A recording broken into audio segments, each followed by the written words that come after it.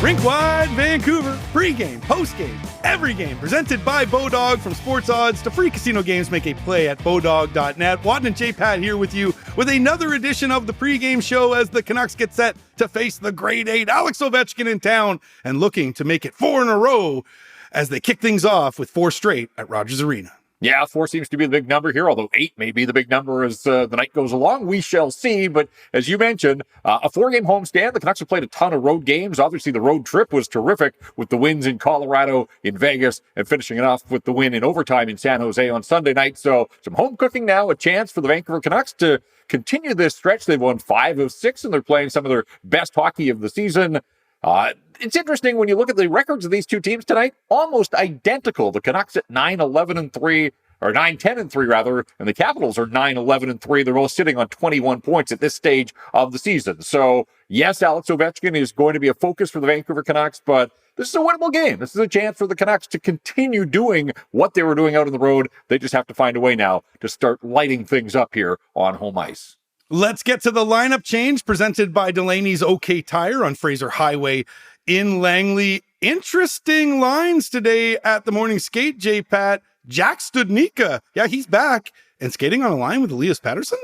Yeah, but it was only an optional skate, and Ilya Mikheyev took the option to sit the morning out. So he's going to play according to the head coach. So don't fear, Canuck fans. Ilya Mikheyev, who was terrific on the road trip and really good in the third period on Sunday night in San Jose, scored one of the Canuck goals in that win over the Sharks. Mikheyev will play, and he'll be out there with Pettersson and Andrei Kuzmenko. The big decision for me, though, is in goal, and it's going to be Spencer Martin. And that's a surprise for me because I know that the Canucks want to get Thatcher Demko up and running, and Demko was good on Sunday. I kind of thought they would come back with him and try and build him up here and get him on a run, but we know that Spencer Martin delivers every chance that he gets. He's won his last 3 starts and has won 6 of his last 7 starts. So no concerns for the hockey club, and clearly no concerns for Bruce Boudreau. It's going to be Spencer Martin between the pipes. Looks like it'll be the same defense core and the same forward group. Studnicka is healthy. He's back, but he's not going to play tonight. And so that means that Nils Höglander stays on that top line with Bo Horvat and JT Miller. But that other line, the Pettersson line with Kuzmenko on the one side, Mikheyev on the other,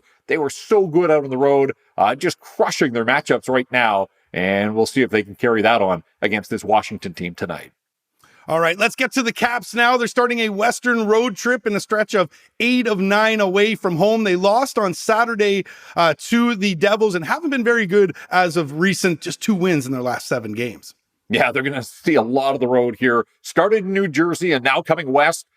8 of their next 9 will be away from home. So they're going to be put to the test in that regard. And as you said, just 2 wins in their last 7 games. The 2 wins came back-to-back against Philadelphia and a shutout win over the Calgary Flames. So a decent result there. They've won 2 of their last 3, but in terms of getting some momentum for the rest of the road trip, kind of fell flat in New Jersey. That said, most teams are losing to the New Jersey Devils these days, so there's no shame in that. But this will be a bounce-back game for the Capitals here in Vancouver. Alex Ovechkin, always a threat, 11 goals already this year, JPat, and he likes to torch the Canucks as well. It's funny. I mean, he's coming up on his 1,300th NHL regular season game on this road trip. This will be 1298 tonight.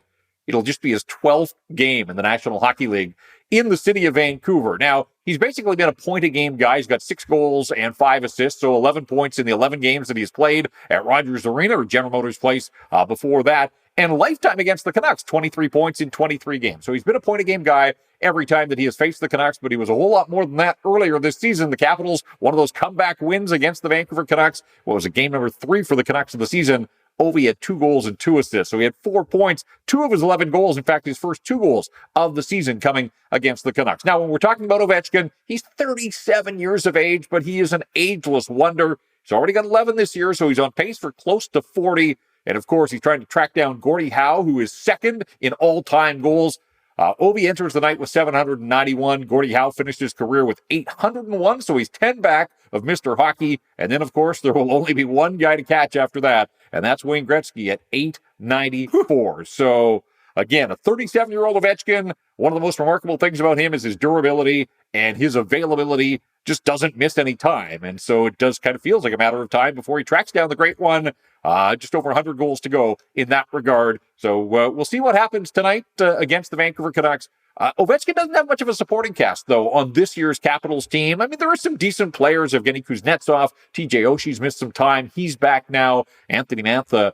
But Ovi leads the team in goals. You know who's second on this Washington team in goals right now? It's Connor Sherry. So that sort of speaks to the depth that they've got. But a big part of the Capitals story, Andrew, this season has been who isn't in the lineup. And it starts with Nicholas Backstrom, who has set up so many of Ovechkin's goals over the years. Backstrom hasn't played. Neither has Carl Hagelin hasn't seen a game of action yet this year. Tom Wilson has missed every game that they have played. He's been injured as well. And then you look at, I mentioned TJ Oshie. I think he missed 11 games. Dmitry Orlov's missed a chunk. This team has been hit hard by the injury bug. And so that's one of the reasons that they're floundering a couple of games below 500. All right, Darcy Kemper is expected to get the start in goal. He's been good over his last few starts. 2 wins, also had a shutout against Calgary.